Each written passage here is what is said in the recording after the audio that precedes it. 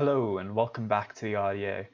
Today we have some breaking news just in. It's official, Frank Lampard has been sacked by Chelsea and it looks like his inevitable replacement will be Thomas Tuchel from PSG. Since that is probably the best free agency candidate out there, I do not blame Chelsea for that. But does Frank Lampard's recent reforms really deserve the sacking? I personally believe that the players let him down to an extent, but I do think that Chelsea are renowned for being this ruthless when it comes to managerial choices, and if they don't live up to expectations, they're cut. It's happened time and time again. It's just been a question of when for Frank Lampard.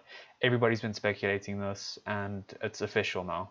It's happened, and we're going to get into some reports from Athletic to get a bit more insight into the situation at Chelsea, at Stamford Bridge, see what's actually been happening with the players, take a bit of a deeper dive into it, and seeing if we can come to some more conclusions as a collective as to what really happened here. But I personally believe Frank Lampard's achievements from last season were worthy of him at least getting to the end of this season. He did a lot for Chelsea last season with the transfer ban, primarily relying on youth, untested Premier League talent. And then this season, it felt like those big name signings didn't live up to the expectations whatsoever.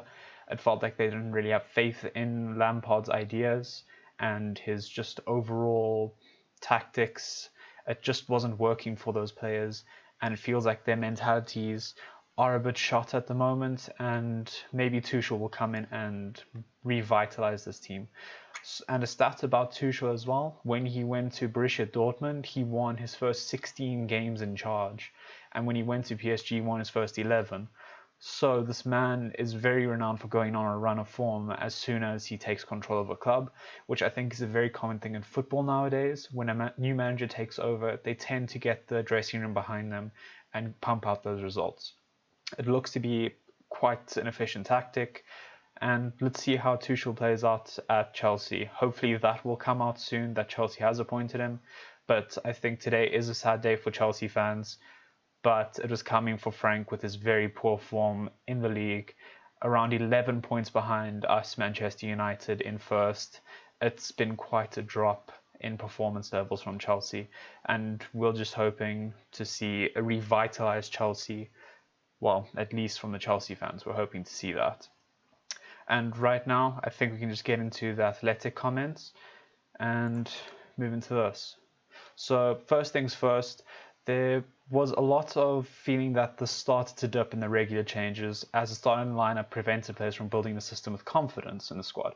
For example, could all see how talented Werner is, but they were horrified to see the confidence drain out of him as he was put in and out of the starting XI. I think that's just a big comment on Frank Lampard, and I don't quite like seeing this because it really does tarnish Frank Lampard's name and ability as a coach. I don't think he did anything particularly bad, but his chopping and changing of the starting 11 does take a toll on players, and we can see that with this article coming out right now. And other things like the Marcus Alonso situation, so he has kind of been disrespected in a way at Chelsea with Frank here.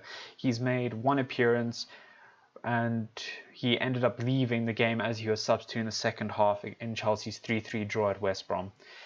And what happened with Alonso raised a red flag in terms of Lampard not being able to control the dressing room, one source claims.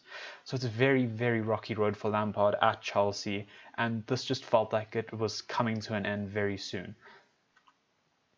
But perhaps there were insinuations from players that Lampard didn't provide them with actual tactical instructions. Some were just told to just simply go out on the pitch and express themselves. One doubts that this is a view shared by the man in question.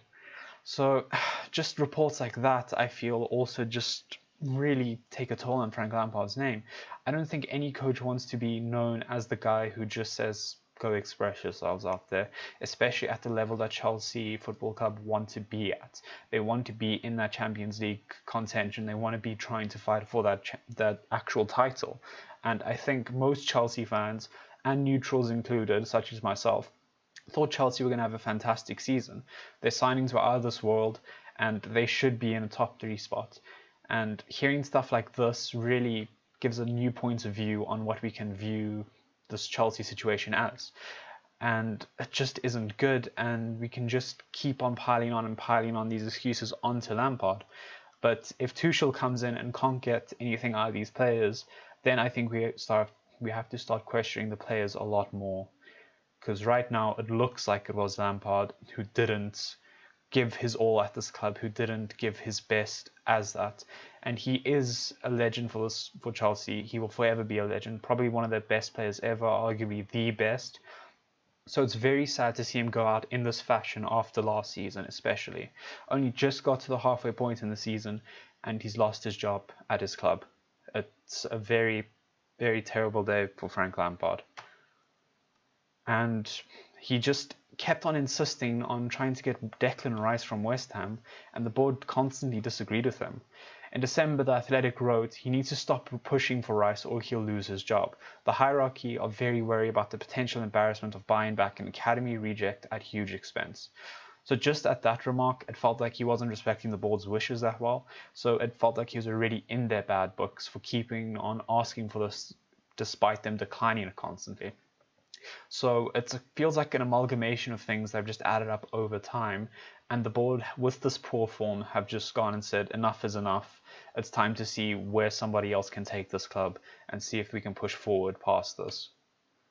So from the moment he returned to the club in 2019, Lampard felt his toughest battle would be to change the attitudes in the dressing room. There were players who had won trophies before at Chelsea and elsewhere, but he also noted how during Jose Mourinho's third season in charge and Antonio Conte's second, as well as Maurizio Sarri's brief tenure, players had shown a tendency to lose faith in their manager and in each other during difficult periods. So just the dressing room in general has a very bad atmosphere, and it's something that needs to change. And I thought Lampard would come in and change that, kind of like how Oli has done it in United. I thought he would have united the dressing room a lot better. I thought he would have brought them together and brought that stronger sense of faith in the manager and in themselves. Because right now, Chelsea really do need that, and you can see that's lacking on the football pitch. We're not seeing Chelsea play for each other. We're not seeing them play for the manager. And everybody's just in a really, really poor form, probably barred Mason Mount, who's been the only player who we know backs Frank Lampard. He's backed Frank Lampard and Lampard's backed him in return. It's gone both ways with that. And he's been just about the only player who's given his all in a Chelsea shirt this season, in my opinion. And everybody else has just had blips and has fallen and back up, back down. It hasn't been a good season.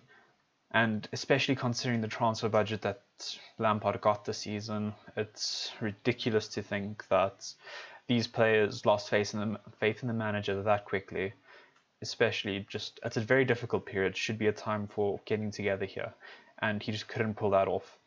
So his concern was that too many players appeared to slip too easily into crisis mode.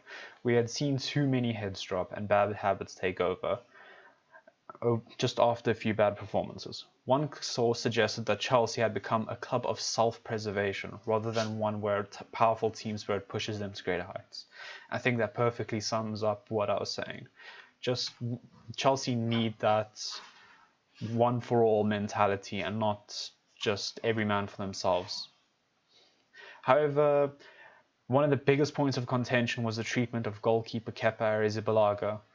Chelsea paid a world record fee for the keeper in 2018 when Kepa joined from Athletic Bilbao for £71.6 million. After a series of high-profile errors, Lampard left him out of favour for Willy Caballero for 6 games between January and February. The latter also started the FA Cup semi-final, FA Cup final and must-win Premier League games against Wolves on the final day. Again, that kind of shows that Lampard, if he didn't back the player, they weren't going to play as well. So I don't think he helped contribute much positive towards the dressing room. It felt like it was very negative, especially when you look at the Kepa situation in isolation. We're looking at a very youthful keeper who joined in from a country that wasn't as a high standard of the Premier League. Spain is a very high standard of football, but it's not to the level of the Premier League. And he just couldn't keep up. He kept on making mistakes, and as a result, he got dropped. And he basically never got a second looking behind Willy Caballero, their second choice keeper, and now Edouard Mendy, who has been a really good signing and has been pretty consistent in that Chelsea shirt, showing what a good keeper offers this team. So it's very much a situation where you have to look at all these events together and just get an idea of what was going on in the Chelsea dressing room, and it just wasn't good. And that doesn't stop people who work in the game from giving their interpretation of what took place, including on Chelsea's last big spree. One insider alleges that of the 6 to join, only Ben Chilwell was a Lampard target. And that's quite astonishing in my opinion, to see that only Ben Chilwell out of that summer that Chelsea had was only a Frank Lampard target. It's just a sign that Frank Lampard didn't quite get who he wanted, the same as Oli, but just couldn't replicate the results. And now we're in a situation where he's been sacked, and it should be a devastating day for Chelsea fans and even just neutral football fans, because an old legend of the game just got sacked from a managerial standpoint. And I think a lot of just neutral fans feel for it and hope Chelsea can bounce back soon. So yeah, that's it from me. Thank you for watching. I hope you enjoyed that. And I will see you guys in the next one. Be sure to like and subscribe if you did enjoy it though. Thank you.